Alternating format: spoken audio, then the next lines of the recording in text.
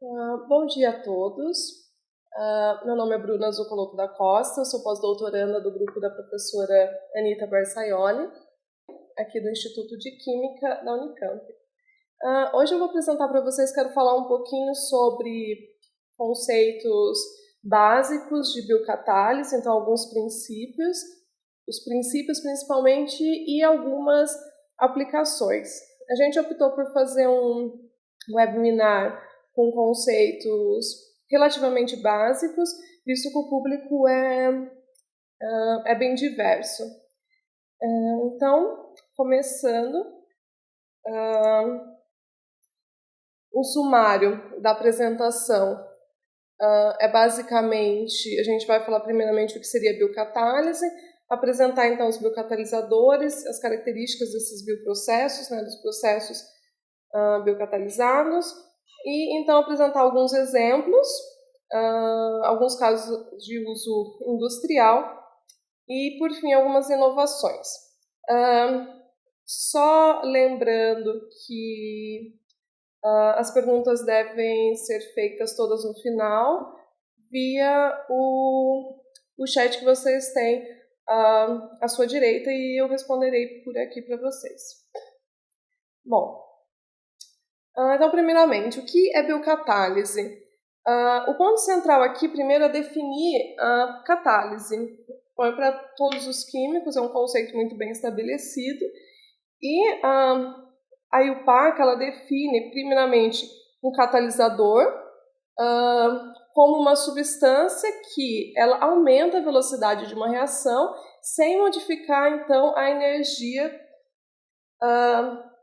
total de Gibbs dessa reação. Então, ela não altera a termodinâmica, somente a energia do estado de transição. O que acontece? Então, o processo onde se usa um catalisador, onde há essa diminuição dessa energia, aqui é chamado um processo catalítico, né? E ressaltando que o catalisador ele vai ser um reagente da sua reação, porém ele vai ser tanto um reagente quanto um produto, ou seja, ele não é consumido durante a reação. E nesse conceito, então, o que seria a biocatálise? Nada mais é do que um processo catalisado em sistemas biológicos, ou ainda também a definição uso de substâncias naturais para catalisar reações químicas. E esses catalisadores naturais, eles podem ser tanto células íntegras, e daí nós podemos utilizar das mais diversas fontes, como, por exemplo, células bacterianas, fúngicas, de planta, de animais, ou ainda usar as proteínas, né, as enzimas, que são as proteínas que têm atividade catalítica, elas isoladas, ou ainda a gente tem alguns biocatalisadores que são anticorpos ou até mesmo ácidos nucleicos. Lembrando que no sistema de célula íntegra, basicamente, na maioria das vezes, quem está catalisando as reações, elas são as enzimas que estão presentes nessas células. Então, tendo definido o conceito de catálise e o conceito de biocatálise, agora apresentando uma parte mais central, que seria biocatalisadores, as características dos biocatalisadores e dos bioprocessos. Primeiramente, o que acontece? Na biocatálise, só retornando um pouquinho, na maioria das vezes a gente utiliza enzimas para a catálise de reações orgânicas. Então, grande parte dos slides seguintes serão definindo algumas características das proteínas e, por fim, das enzimas, pois elas são o centro dos processos biocatalíticos. Então, só definindo proteínas, né? Então, alguns conceitos básicos. Então, elas são polipeptídeos grandes e, por definição da IUPAC, são polipeptídeos que eles têm um peso molecular superior a 10.000. O que seria isso? Seria mais ou menos uns 100 aminoácidos. Então, elas consistem de longas cadeias, né, de aminoácidos ligados por ligações peptídicas. Sendo que a estabilidade dessas proteínas, assim como a função, e aqui seria muito importante, né, a função no caso das enzimas, ela depende tanto dessa sequência de aminoácidos, né, das proteínas, como também da estrutura tridimensional que essa cadeia de aminoácidos ela vai assumir. E aí que entra uma parte muito importante, que é a estrutura proteica. E ela é composta de 3 principais níveis, sendo o nível primário. Então, a estrutura primária é caracterizada simplesmente pela sequência de aminoácidos, sendo que, dando um exemplo, nós temos 20 aminoácidos essenciais naturais, sendo que se nós temos uma proteína com N aminoácidos, nós teríamos a possibilidade de 20 a N diferentes estruturas. E um exemplo aqui, para um simples pentapeptídeo, nós teríamos mais de 3 milhões de estruturas possíveis. Já a estrutura secundária, ela é caracterizada por um arranjo espacial de pedaços da cadeia de peptídeo. Então, algumas dessas partes, elas se organizam em alfa-hélices, como nós temos demonstrado aqui, ou em folhas betas. Essas duas são os principais tipos de estruturas secundárias encontradas nas proteínas. Seguindo, a estrutura terciária, ela já é então a organização, o arranjo 3D total de uma proteína. Então, nós temos a sequência de aminoácidos, esses aminoácidos, então, eles se organizam, parte deles se organizam, como podemos ver aqui, em alfa-hélices, outras partes em folhas betas, outras partes não têm uma estrutura definida, e como essas partes se organizam tridimensionalmente, então ela constitui a estrutura terciária da proteína. Essa estrutura ela é estabelecida para obter uma máxima estabilidade, ou seja, a menor energia possível. E nesse caso, como as proteínas geralmente estão em sistemas aquosos, tanto em células, né, nos sistemas in vivo quanto in vitro, então nós temos, geralmente as interações hidrofóbicas, elas estão localizadas no interior da proteína e deixando os resíduos, as partes hidrofílicas, para o exterior. Então, como está aqui estabelecido, essas interações hidrofóbicas, elas são uma das maiores contribuições para estabilizar essa forma, que geralmente é globular, das proteínas solúveis. E por fim, nós temos também a estrutura quaternária, que ela não está presente em todas as proteínas, visto que ela só está presente nas proteínas que contêm 2 ou mais cadeias de polipeptídeos, que são separadas. E a estrutura quaternária vai definir como essas cadeias de peptídeos elas vão interagir entre si. Então, aqui a gente tem um exemplo da hemoglobina, ela tem 4 subunidades, 2 alfas e 2 betas, então ela é um tetrâmero. Nessas unidades aqui destacadas, nós temos os grupos M. Bom, mas mais importante, quando a gente pensa em biocatálise, e falando sobre as proteínas e as enzimas, que são as proteínas com atividade catalítica, seria o sítio ativo dessas proteínas. Vai ser uma pequena parte da proteína, geralmente localizada no seu interior, que é uma região onde o substrato, ou seja, o composto que aquela enzima vai transformar, ou vai catalisar, né, uma reação química, ele se liga e é onde acontece também a reação química. Geralmente esse sítio ativo ele é composto por 2 partes, uma parte que é um sítio de ligação, que serve somente para estabilizar o substrato ou os substratos, promover a conformação correta para a reação catalítica, e nós temos também o sítio catalítico, que geralmente é composto por poucos aminoácidos que são importantes, mais ou menos de 3 a 4 aminoácidos, e é onde tudo acontece. Então, a gente vê que a gente tem uma proteína maior, na maioria das vezes maior do que 100 aminoácidos, e 3 ou 4 serão os responsáveis pela verdadeira atividade catalítica, mas todos os aminoácidos ali presentes, eles são essenciais para garantir a estrutura dessa proteína e, assim, seu perfeito funcionamento. E essas enzimas, né, esses catalisadores, eles evoluíram na natureza ao longo de milhões de anos para catalisar de uma maneira mais efetiva possível todas as reações necessárias para os organismos vivos. Então, por isso toda essa especificidade, por isso essas milhões de opções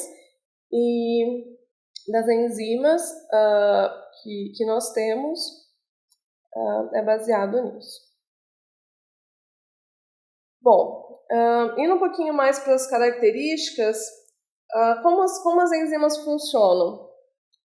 Nós temos duas propostas de como funciona o mecanismo das enzimas geral, né? Sendo que o primeiro deles estabelecido foi o sistema de chave e fechadura, onde era estabelecido que a proteína ela tem o seu sítio ativo perfeitamente desenhado para alocar o substrato ou substratos, então formando um complexo enzima-substrato, que depois vai acontecer a reação e liberar o produto.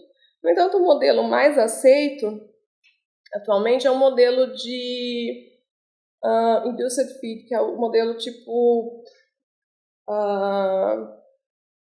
o modelo onde você tem a sua proteína e o sítio catalítico dela não é perfeitamente desenhado para esses substratos. No entanto, quando o substrato atinge o sítio ativo, ele interage com a sua proteína, ele se molda para o encaixe desses substratos, então a reação ela é catalisada, liberando o seu produto. E aí a gente estabelece uma equação dessas reações químicas, onde a gente vê que a primeira etapa a ser formada é um complexo entre a enzima e o substrato. A reação é então catalisada e nós podemos ter então um complexo enzima-produto para só então o produto ser liberado, tendo novamente a enzima no seu estado nativo e o produto. Ressaltando novamente que nessas interações enzima-substrato, grande parte da energia que ela é usada para acelerar essas reações, ela vem de interações fracas, que são ligações de hidrogênio, interações hidrofóbicas e iônicas entre o substrato e a proteína, que fazem então a diminuição da energia do estado de transição e o consequente aceleramento da reação. Então, falando nesse conceito sobre a cinética enzimática, só sempre ressaltando que as enzimas são catalisadores, então elas afetam as velocidades das reações e não o equilíbrio. Então, se nós temos uma reação que não é espontânea, o uso de uma enzima, como qualquer outro catalisador, não tornará essa reação espontânea. Mas quando nós temos uma reação favorável, a enzima ela vai acelerar, ou seja, aumentar a velocidade dessa reação. Então, aqui nós temos, como já apresentado no começo, à esquerda, como seria, então, a diminuição dessa energia do estado de transição e, consequentemente, o aumento da velocidade da reação. E, à direita, nós temos como seria uma reação catalisada por uma enzima, considerando o mecanismo de reação apresentado anteriormente, onde nós temos a formação do complexo enzima-substrato, depois a enzima-produto e, por fim, a liberação do produto. Então, nós teremos primeiramente a formação do complexo enzima-substrato, que já auxilia na diminuição da energia total do sistema, que então, a partir desse, entre o complexo enzima-substrato e o complexo enzima-produto, nós vamos ter então nossa diferença aqui de energia, que vai ser muito inferior àquela para o processo não catalisado. Então, ela é basicamente formada de 3 passos, né? Formação do complexo enzima-substrato, a reação em si, que é onde nós determinamos, então, a energia dessa reação, e então a dissociação do complexo enzima-produto. E, em geral, essa etapa de enzima-substrato para enzima-produto é a etapa limitante da velocidade da reação. E a maioria das enzimas, elas seguem um mecanismo de cinética conhecido como Michaelis-Menten, onde há uma dependência hiperbólica entre a velocidade inicial da reação e a concentração de substrato, como nós podemos ver no gráfico à esquerda. Então, considerando uma reação simplificada, como apresentado aqui, onde as etapas principais são a formação do complexo enzima-substrato e seguinte, nós temos já a liberação do produto, baseada nessa equação, é possível deduzir a equação de Michaelis-Menten para a velocidade inicial, que é essa descrita aqui, a qual tem esse comportamento, onde a constante de Michaelis-Menten ela é definida como a concentração no substrato aonde a velocidade inicial é igual à metade da velocidade máxima, como nós podemos observar aqui. O Km também ele pode ser definido então como a razão entre essas constantes, né? Sendo que quando a constante K2, que é a constante geralmente a mais determinante, né, da velocidade de reação, então ela vai ser a menor de todas, quando essa velocidade é muito menor que a velocidade K-1, o Km ele vai representar mais ou menos a afinidade entre a enzima e o substrato, porque ele vai ser dependente somente dessa parte da reação. Então, quanto maior for o Km, menor seria a afinidade da enzima por determinado substrato. Quanto menor, maior seria a afinidade. No entanto,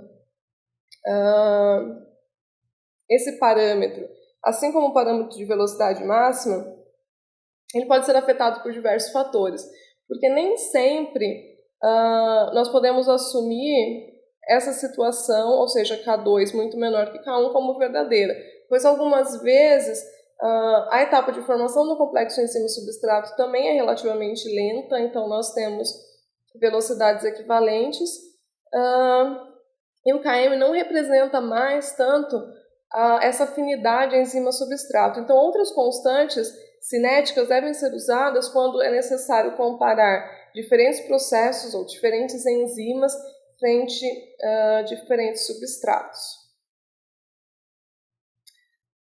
E é assim que, normalmente, 2 constantes são muito utilizadas para comparação, então, de mecanismos catalíticos e suas eficiências, sendo uma delas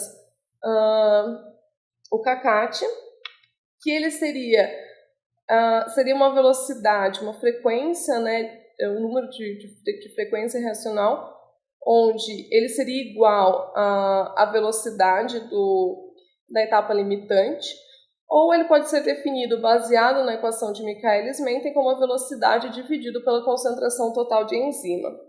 E ele traz um retrato do número de moléculas de substratos que são convertidas em produto em uma determinada unidade de tempo por uma única molécula de enzima. Esse parâmetro é muito usado para a comparação de diferentes enzimas e diferentes processos. No entanto, o mais indicado é a constante de especificidade, que nada mais é o kCat sobre o Km, né, sobre a constante de Michaelis-Menten. É a melhor maneira de comparar diferentes enzimas frente ao mesmo substrato ou diferentes substratos frente a uma mesma enzima. A sua unidade é molar a -1, segundo a -1, e ela tem um limite superior, que é de 10 a 8 a 10 a nona, que ele é determinado, esse limite é estabelecido pela difusão máxima das moléculas em um meio aquoso. Então, a difusão máxima da proteína e do substrato em meio aquoso, eles tendem a ser aproximadamente dessa ordem de magnitude, 10 a oitava, 10 a nona. Então, não tem como essa velocidade de encontro entre a proteína e o substrato ser superior a isso. E nós dizemos que, quando uma proteína tem o valor da constante de especificidade próxima a 10 a 8, 10 a oitava, 10 a nona, que essa enzima é cataliticamente perfeita. Mas eu acho que o importante, o ponto principal sobre as enzimas é a seletividade. Então, sempre que você vê uma descrição sobre um processo catalisado por uma enzima, nós temos que, sempre vai ser classificado como as enzimas, elas catalisam geralmente um único tipo de reação, ou seja, elas têm uma especificidade reacional, elas operam geralmente em um único tipo de substrato, então elas vão ter uma especificidade de substrato.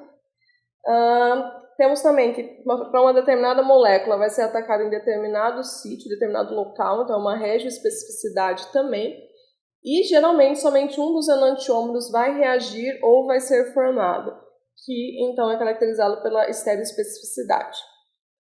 Muitos desses critérios são seguidos para a maioria das reações, mas um deles que nos ajuda como químicos orgânicos é que a especificidade de substrato, na verdade, ela é bem ampla, principalmente para as enzimas microbianas, que são as mais utilizadas em processos biocatalíticos. Então, nós vemos que, apesar de uma determinada enzima ela atuar sobre cetonas, elas muitas vezes não atuam sobre um único tipo de cetona, e sim elas aceitam uma grande variação estrutural.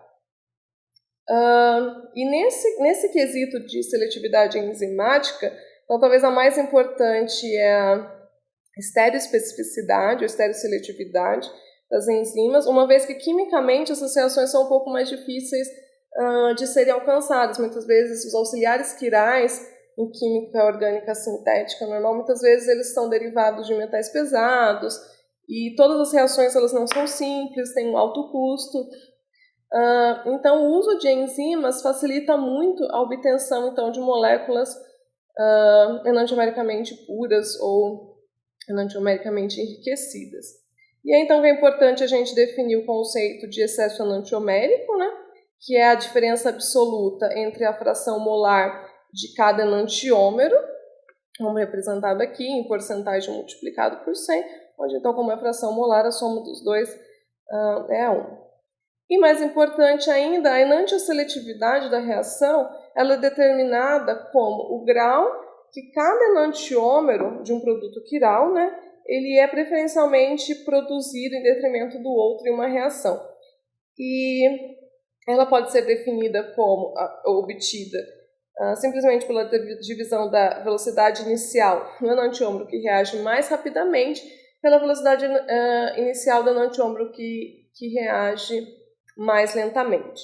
No entanto, nem sempre é fácil obter essas velocidades iniciais, e nós também podemos utilizar a equação de Si, que aqui está representada, tanto para o substrato quanto para o produto, onde C representa a conversão da reação e o E é o excesso enantiomérico. Então, assim é possível obter a enantioseletividade de uma reação, que é um parâmetro usado para comparar diferentes enzimas. Indo à frente, então a gente já falou várias características das enzimas, mas para que essas enzimas podem ser usadas? Quais as reações que as enzimas catalisam? E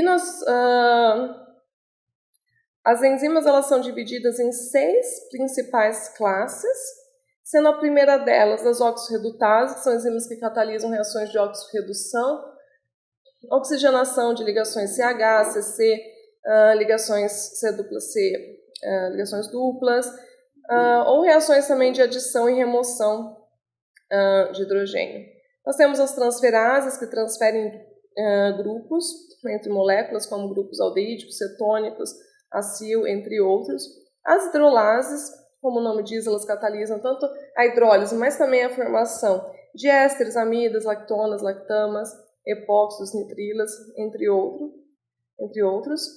As liases, que catalisam a adição ou eliminação de moléculas pequenas, há ligações duplas CC, CN ou CO. As isomerases, que catalisam isomerização, como racemização, epimerização, rearranjo de moléculas.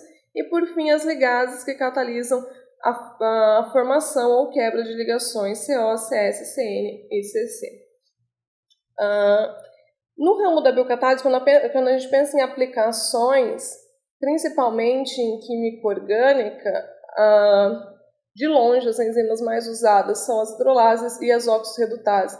Então a gente vê aqui ao lado a utilidade delas, sendo que as hidrolases correspondem a mais de 60% são reportadas em mais de 60% da literatura no seu uso, né? Em segundo lugar, com 25%, nós temos as oxorredutases. O principal fato das hidrolases, elas são de fácil produção, fácil uso, fácil manejo, e as reações que elas catalisam também são muito importantes.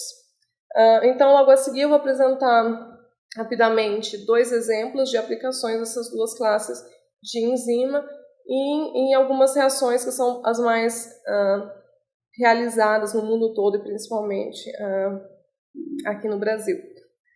Antes, eu só gostaria de falar rapidamente, porque dentro desses exemplos nós vamos encontrar tanto experimentos realizados com células íntegras quanto com enzimas isoladas, que você pode, então, realizar esses 2 processos, pois a sua enzima de interesse, você pode usar ela também em um sistema de célula íntegra, né? Mas cada processo ele tem algumas vantagens e desvantagens. Por exemplo, usar enzimas isoladas, geralmente a reação é mais simples, você consegue interromper a reação mais facilmente, tem uma maior produtividade, porque você sabe exatamente a concentração do seu catalisador. No entanto, um dos principais contras é que você precisa de um sistema de reciclagem de cofator para as enzimas que são dependentes de cofatores. Quando você trabalha, por exemplo, com elas dissolvidas em água, que é a maioria dos casos, você vai ter uma alta atividade enzimática. No entanto, você vai ter alguns substratos que são lábeis em sistemas aquosos. E sempre, para você extrair o seu composto orgânico, você vai precisar de uma etapa de extração ao final. Você também pode usar elas em sistemas de solventes orgânicos. No entanto, nem sempre as suas atividades serão muito altas, porque as enzimas elas foram desenhadas para atuar em sistemas biológicos, que são meios aquosos. Mas, como vantagem, elas são mais fáceis de serem realizadas, os substratos são mais solúveis, e depois você consegue recuperar mais fácil também os seus produtos.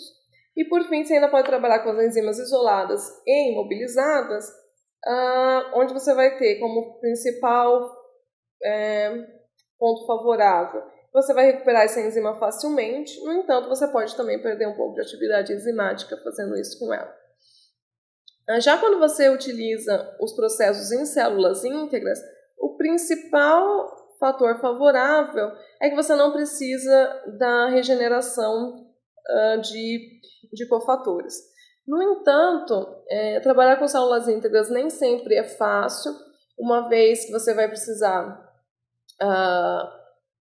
você vai ter mais gastos com agitação, com a interrupção do processo, as produtividades podem ser menores, tem uma menor tolerância aos solventes orgânicos, você está trabalhando com um sistema vivo, né? E você tem algumas possibilidades, como trabalhar com células em crescimento, onde você tem um pouco mais de atividade. No entanto, você tem que produzir uma alta quantidade de células. Você pode ter você pode ter outros produtos reacionais que não são interessantes, né, além do seu produto de interesse. Você pode usar células em repouso, onde elas não estão crescendo, né? É mais fácil se trabalhar com elas, só que você pode, no caso, você geralmente vai ter atividades menores do que quando você usa células em crescimento. E ainda você pode mobilizar essas células, assim como as enzimas, e você vai poder reutilizá-las, mas a imobilização, ela sempre, não sempre, mas ela pode, é sempre uma possibilidade que ela ocasione a diminuição da atividade. Então, partindo para algumas aplicações, as aplicações serão bem simples, só para ter uma ideia geral. A primeira delas será sobre a resolução cinética de álcoois secundários. Ela é uma das reações mais reportadas na literatura, em termos de biocatálise, e uma das mais realizadas aqui no Brasil também.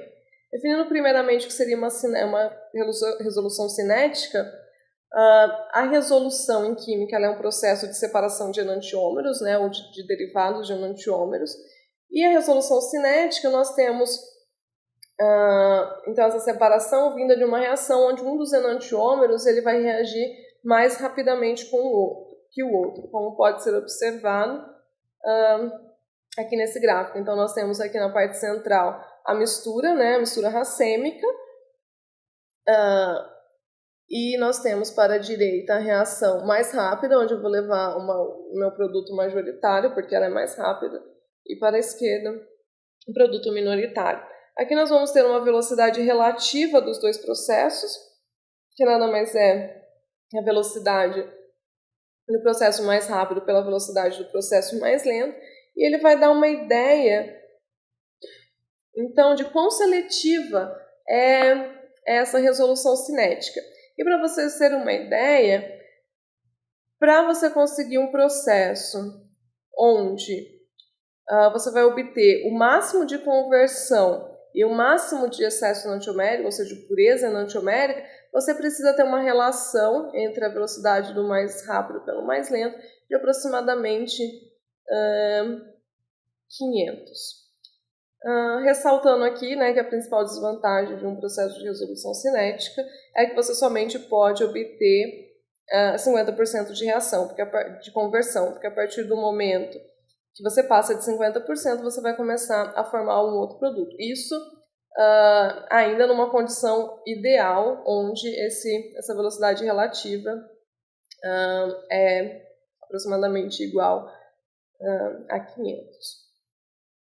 Valores menores que esse, você tem que sacrificar um pouco a conversão ou do seu produto ou do seu substrato, dependendo do que você quer, qual é o seu composto de interesse. Bom, disparadamente na literatura, as lipases são as enzimas mais utilizadas para as resoluções cinéticas de álcoois, mas também de aminas. E, por definição, as lipases catalisam a hidrólise de acilgliceróis de cadeia longa. Então, ela vai catalisar essa hidrólise, gerando ácidos graxos e glicerol. Essa resolução cinética com lipase ela pode ser feita de duas maneiras. Uma delas, a mais direta, a mais óbvia, é a resolução via hidrólise, onde você teria, como aqui no exemplo, um derivado acetilado, e você reage com a lipase, liberando então o álcool e o correspondente aqui no caso ácido acético. Em uma condição ideal, você teria, por exemplo, nesse caso, somente a formação desse enantiômero, restando na mistura o enantiômero acetilado, que não reagiu. No entanto, essa resolução cinética com lipases, ela também, bom, esse processo que eu acabei de explicar, ele é realizado em meio aquoso, porque é via uma hidrólise. Mas também, talvez mais utilizada, é a resolução cinética via esterificação. E daí ela é realizada em meio orgânico, uma vez que a presença de lipase iria ocasionar, então, a hidrólise do produto de interesse. Então, aqui, como nós temos no exemplo, um álcool reage com uma lipase, que essa lipase é de Cândida antártica, a lipase B de Cândida antártica. Acetato de vinila, que vai ser responsável pela acetilação do substrato. E nós temos a formação, então, do respectivo acetato e de um dos álcoois, dos enantiômeros do álcool que permanece em solução. Em um caso ideal, nós teríamos 50% do produto acetilado, sobrando 50% do álcool que não reagiu enantiomericamente. Mas nós vamos ver a seguir alguns casos reais. Bom, vocês observaram aqui que a lipase ela catalisa então tanto a hidrólise quanto, nesse caso aqui, a formação do éster. Como que isso é possível? Então, só dando uma olhada rapidamente no mecanismo catalítico das lipases, nós temos aqui então a enzima livre, né, onde nós temos 3 resíduos catalíticos que são essenciais para as lipases, seria uma serina, uma histidina e um aspartato, que quando em contato com um éster, essa serina então ela atua como um nucleófilo, reagindo aqui e formando, então aqui nós temos primeiro a formação do complexo enzima-substrato, e depois nós temos a formação do intermediário da enzima, a silenzima, ou seja, a liberação desse álcool, então a substituição do resíduo de serina pela parte do álcool aqui, então nós temos uma ligação covalente agora do substrato com o resíduo de serina. Em seguida, um nucleófilo externo, que aqui no caso pode ser água ou uma outra molécula de álcool, pode atacar então esse intermediário acil, liberando então um novo, aqui vai ser um ácido carboxílico ou um outro éster, e liberando então a enzima livre.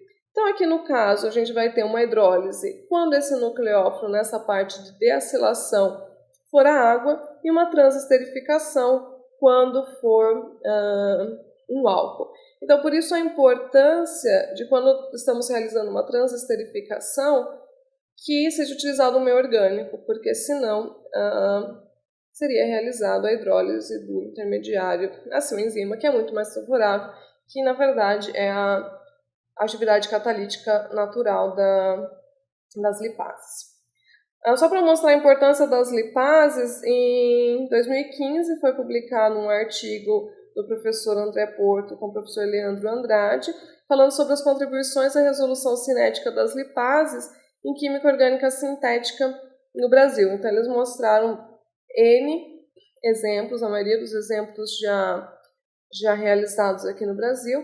Eu só estou citando aqui 2 exemplos, aquele mostrado anteriormente, que é da lipase B de Cândida Antártica, aqui imobilizada, onde nós temos então a resolução cinética desses diferentes álcoois, e aqui nós vemos diferentes conversões, então todas abaixo de 50%, né, mais o produto obtido com mais de 99% de excesso enantiomérico. E também esse exemplo de utilizando essa lipase de termomasses lanuginosos,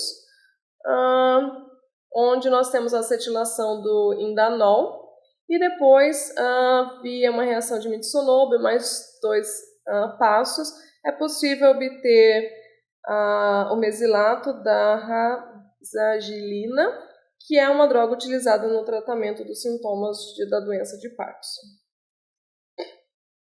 O segundo exemplo das oxirredutases também vai ser para, agora no caso, não para resolução cinética, mas para desracemização de álcoois, e será utilizando oxidorredutases. Os principais meios para fazer essa desracemização, eles podem ser utilizando 2 etapas seletivas, ou uma etapa seletiva e uma não seletiva, ou uma não seletiva e uma seletiva. Então, sempre partindo isso da mistura racêmica de álcoois, né? Então, mostrando esses exemplos, a maioria dessas reações, essa parte seletiva, quando a gente pensa em processos biocatalisados, serão realizados com álcool desidrogenases, e elas catalisam então a interconversão de álcoois a aldeídos e cetonas com respectiva redução de NAD a NADH, ou algumas vezes de NADP a NADPH. O mecanismo enzimático está mostrado aqui. Elas são enzimas geralmente dependentes de zinco, Então, nós temos o nosso álcool aqui, ele se complexa, né? O alcóxido ele se complexa com o átomo de zinco. Então, é possível a transferência então, de hidreto para o NAD+, o que ocasiona, então, a oxidação do álcool à respectiva cetona. Dentre as opções, nós temos primeiramente a oxidação e redução do álcool acontecendo em sequência, onde aqui nós temos a mistura racêmica de álcool, e aqui, por exemplo, catalisada por células íntegras, levando à oxidação seletiva do R enantiômero do álcool. Então, uma enzima isolada, ela leva à redução seletiva, né, dessa cetona formada e então acumula o enantiômero S. É possível também fazer a oxidação seletiva e a redução não seletiva, onde nós temos aqui um exemplo que foi realizado no grupo, onde a gente parte do racemato. Acontece uma oxidação S seletiva, então fica no meio o enantiômero R. Essa cetona produzida, então ela é uma redução aqui, é parcialmente S, mas ela leva novamente aos dois enantiômeros, e esse ciclo leva à acumulação do enantiômero R. Então, nós podemos fazer a oxidação não seletiva e a redução estereosseletiva. Aqui nós podemos ver tanto um exemplo com uma única enzima, onde em um processo com duas etapas, onde primeiro o álcool racêmico é totalmente oxidado, os dois enantiômeros à cetona, e depois ele é reduzido a um único álcool. E também um processo químico-enzimático, onde primeiro usa tempo e iodo, proporcionando então a oxidação total do álcool à cetona, então usado uma álcool desidrogenase para a produção do único enantiômero do álcool. Passando rapidamente sobre alguns casos industriais de sucesso, primeiramente a síntese da sitagliptina, que é uma droga para tratar, um fármaco para tratar a diabetes.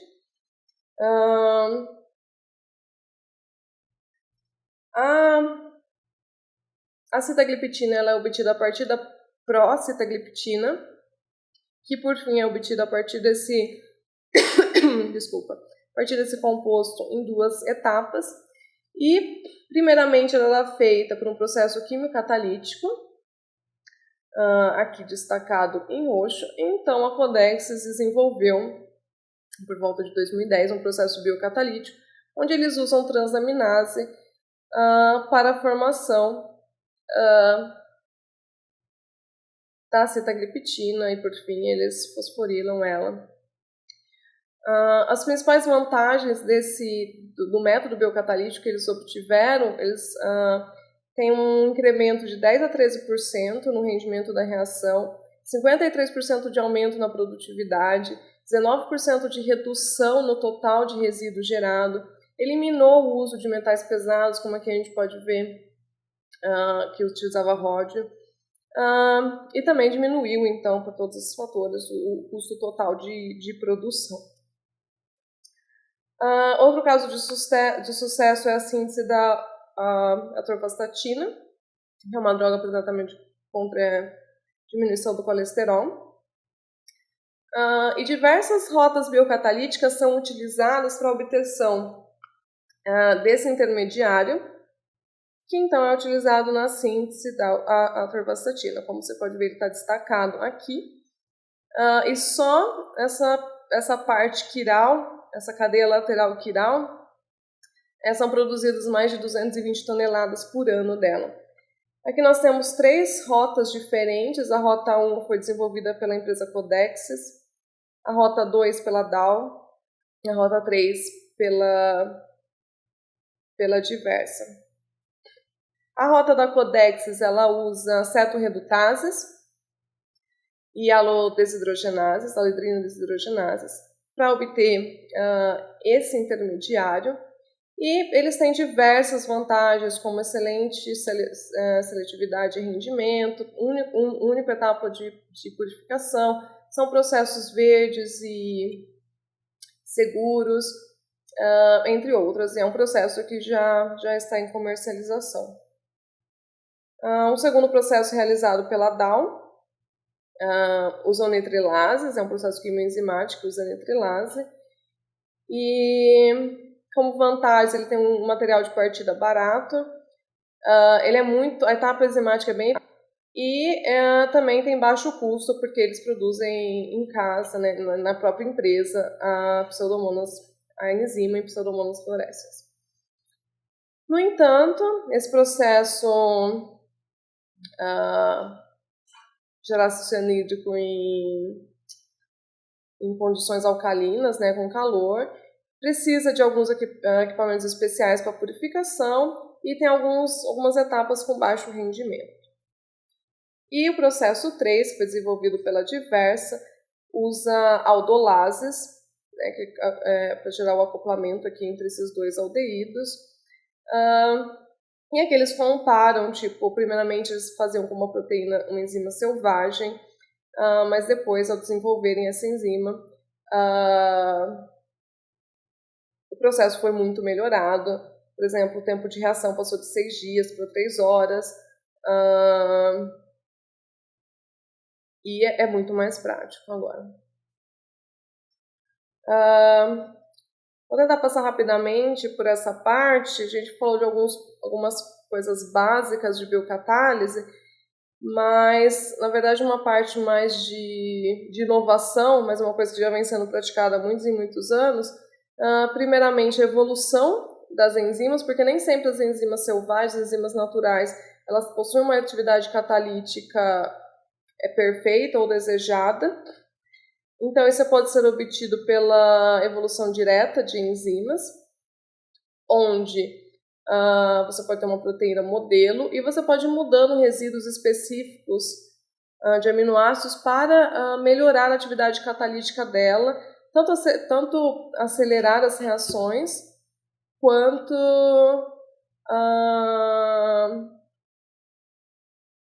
também aceitar outros substratos, entre outras aplicações.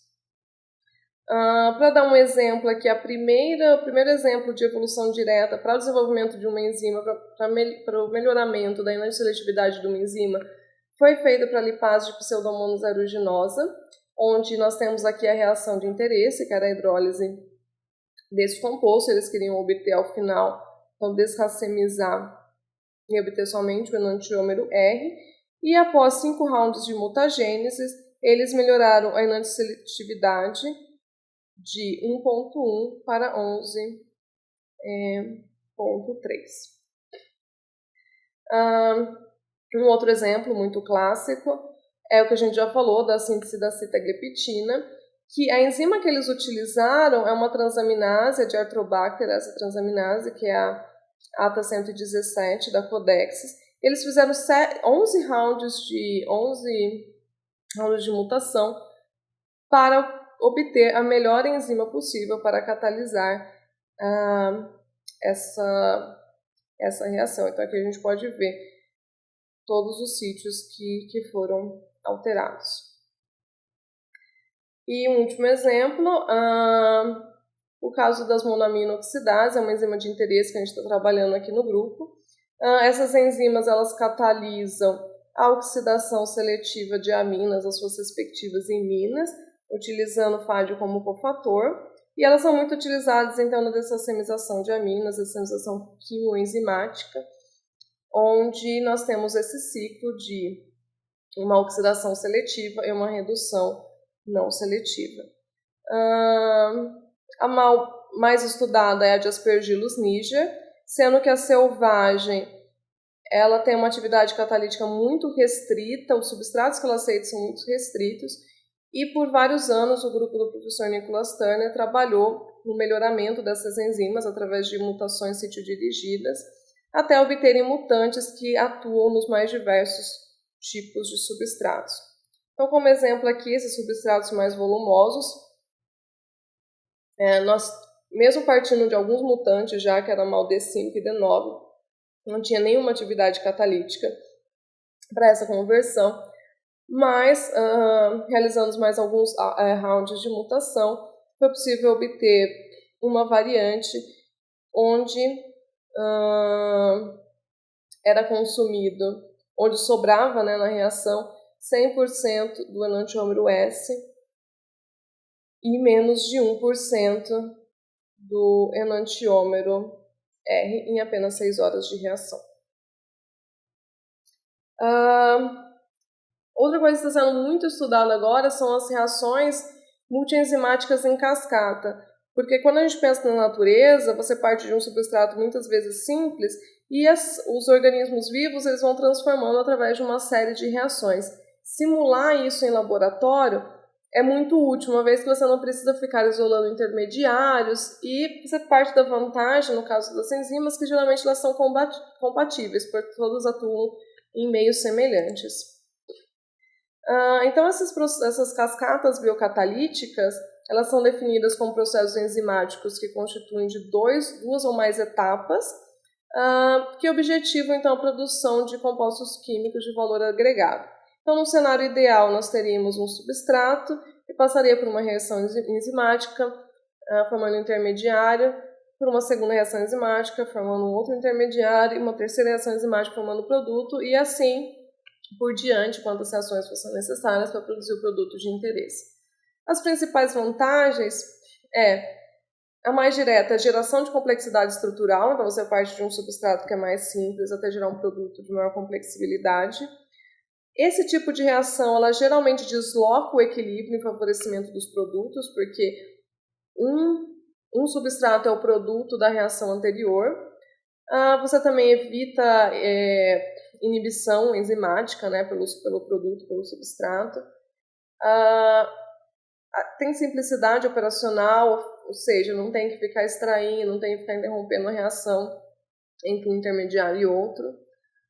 Você consome rapidamente intermediários tóxicos e instáveis e, por consequência de tudo isso, você tem um consumo reduzido de reagentes químicos, energia, espaço e tempo.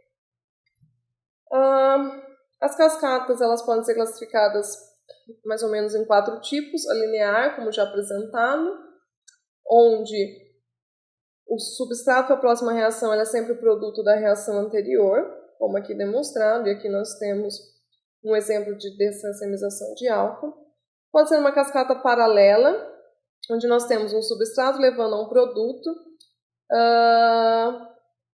e aqui com formação, com consumo conjunto de um outro substrato gerando um outro produto que vai ser importante, então, para a segunda reação. Então, nós temos a formação de 2 produtos de interesse, e aqui nós temos o exemplo dessa racemização de álcool conjunta com uma oxidação de sulfeto. As cascatas ortogonais, que são as mais utilizadas comumente, mas a gente às vezes nem pensa que são cascatas, porque são sistemas onde nós temos a regeneração de cofatores. E aqui o exemplo, então, é essa redução de uma cetona e a regeneração do NADH, utilizando diferentes enzimas. E, por fim, as cascatas cíclicas, como aqui demonstrado, um exemplo característico, que seria, então, a redução, a oxidação seletiva de um dos enantiômeros, e depois você tem a redução não seletiva. E esse processo realizado ciclicamente inúmeras vezes vai levar ao acúmulo de um só produto. Mas quando você vai desenvolver uma cascata multienzimática, é necessário você pensar antes, fazer uma retrossíntese do produto que você quer obter, pensar nos biocatalisadores que são compatíveis com essas reações, desenvolver então essa cascata e analisar os dados para ver se essa cascata é efetiva ou não. Sendo que ela também pode ser realizada in vitro ou in vivo. E aqui alguns exemplos, por exemplo, essa cascata in vitro, onde nós temos 6 enzimas atuando na conversão do ciclohexanol no ácido 6-aminohexanoico. Primeiramente, uma alcodesidrogenase, tem uma oxidação. Depois, pela atuação de uma barbilha monoxigenase, a formação dessa lactona. Aqui nós vemos os sistemas também de regeneração de cofator. Uma esterase, então, catalisa a hidrólise dessa lactona, formando esse éster, que é, então, oxidado ao aldeído, o qual sofre uma transaminação, formando esse aminoéster, que é, então, hidrolisado novamente, formando o álcool de interesse. Então, aqui nós temos em verde destacado as 6 enzimas utilizadas. Essas cascatas, aqui nós temos um exemplo que foi tudo realizado em um único pote reacional, um único frasco reacional, em sequência, mas essa reação ela também pode ser realizada em 2 estágios, onde aqui, por exemplo, nós temos a primeira etapa, que é uma transaminação, e em seguida é adicionada a segunda enzima, então não são adicionadas todas as enzimas juntas, então no segundo estágio é adicionada a segunda enzima, levando à formação dos produtos de interesse. E essas cascatas também podem ser realizadas completamente em vivo, onde aqui nós temos um exemplo de 5 enzimas, todas sendo produzidas em uma única célula. Então nós temos a primeira oxidação do estireno, derivados de estireno ao respectivos epóxidos, a hidrólise desses epóxidos ao respectivo diol. Esse diol, então, oxidado por uma álcool desidrogenase ao respectivo aldeído, e sofre transaminação, levando aos aminoálcoois de interesse. E os processos também podem ser realizados híbridos, em sistema in vivo e in vitro. Como aqui nós temos esses cetoácidos, que eles são convertidos aos respectivos cetoaldeídos por uma redutase de ácido carboxílico. Esses respectivos aldeídos sofrem uma transaminação e uma ciclização espontânea, levando a essas iminas, que então essa parte do processo é em vivo, então são enzimas isoladas, in vitro, enzimas isoladas, e então numa segunda célula é realizada a redução por uma iminorredutase. Então, como conclusões finais, frente a tudo isso, que é um pouco só do que a biocatálise pode fazer, as principais vantagens e desvantagens do uso de biocatalisadores, ou seja, do uso da biocatálise. As principais vantagens são que os biocatalisadores, a maioria das vezes, eles são muito eficientes, são biodegradáveis, então eles são bons para o ambiente. Eles atuam em condições brandas, são compatíveis com o outro, então pode-se realizar cascatas. As enzimas, geralmente, elas têm uma alta tolerância à diversidade de substratos, podendo, então, catalisar vários tipos de reação. Elas são quimio-regio, diástro e estéreo-seletivas, têm pouca produção de coprodutos. As enzimas podem ser produzidas em larga escala através de fermentação, podem ser reutilizadas quando imobilizadas, e elas também podem ser desenhadas, elas podem ser modificadas com uma certa extensão, né? Você não pode modificar totalmente a enzima, senão você perde características estruturais também, mas você pode melhorar elas geneticamente. Mas também os processos apresentam desvantagens, como as enzimas, os biocatalisadores, eles são instáveis quando comparados a catalisadores químicos, mesmo quando você trabalha em meios aquosos. Elas podem ser inativadas por altas temperaturas, esses valores extremos de pH, alta concentração de sal, solventes orgânicos, e elas podem ser inibidas tantas vezes pelo substrato, produtos, íons de metais ou outros inibidores, e muitas vezes elas dependem de cofator, que são caros e precisam ser regenerados. E ainda reações alérgicas às enzimas, elas são possíveis. Bom, como esse centro ele é um centro para química sustentável, a biocatálise é totalmente compatível com os conceitos de química verde, porque então ela previne a geração de resíduos, ela aumenta a economia atômica, não usa compostos perigosos, né, para a síntese. E assim, todas as vantagens da química verde, todos os requisitos da química verde, a maioria deles, a biocatálise, ela sana. Então, é uma metodologia muito indicada para cumprir com esses requisitos. E, por fim, só finalizando agora realmente, só mostrando um pouco da importância, né, como a biocatálise ela é muito importante já há mais de 20 anos para a química, para diversos processos industriais, e continua, e essa importância ela só vem aumentando no meio científico. Então diversas revisões são publicadas todos os anos mostrando a importância da biocatálise, e agora principalmente em química orgânica sintética, e como ambas podem trabalhar junto para a obtenção de compostos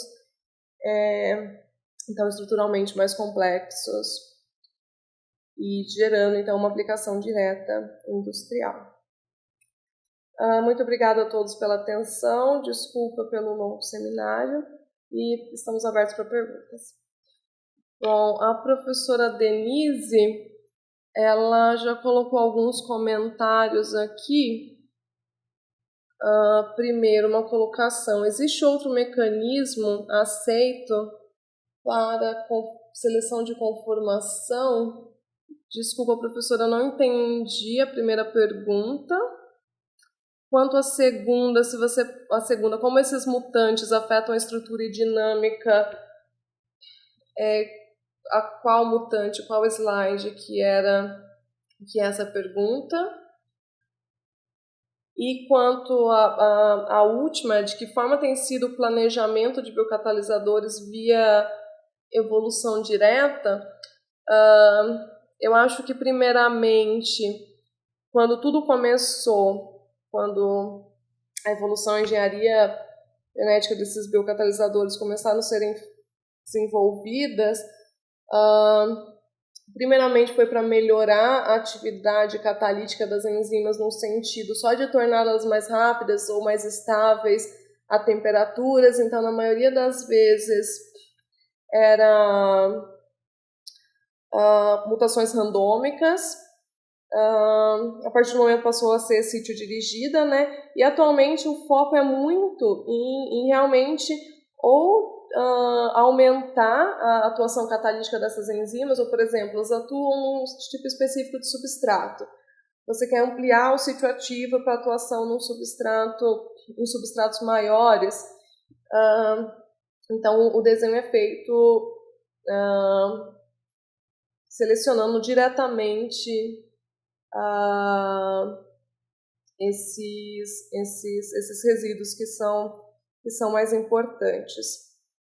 Atualmente também o que é muito feito você tem muitos bancos de sequências, né, de genomas e de sequências de proteína. Então, os pesquisadores já vão direto nos bancos buscando a proteína de interesse. Muitas vezes nem vão direto não vão no micro-organismo e fazem a produção dessa enzima. Eles vão direto no genoma, compram a sequência, né, sintética dessa proteína e produzem, e depois já vão modificando ela para melhorar a sua atuação catalítica. Não sei se eu respondi, qualquer coisa você pode complementar a sua pergunta, Denise.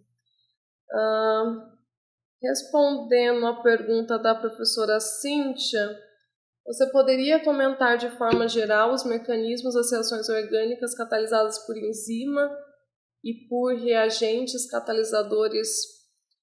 De forma geral, como as enzimas, elas também, né, a gente não pode esquecer que elas são substâncias químicas, muitas vezes a catálise ela segue mecanismos semelhantes, como, por exemplo, Muitas catálises são por ativação ácido-base, onde você aumenta a nucleofilicidade ou a eletrofilicidade de um determinado composto, assim como também nós temos N catalisadores químicos que atuam dessa maneira. Então, por exemplo, no caso de aumentar a nucleofilicidade de um composto, ele fica mais ativo para um ataque de um nucleófilo, isso vai acabar diminuindo, então, a energia de ativação dessa reação e acelerando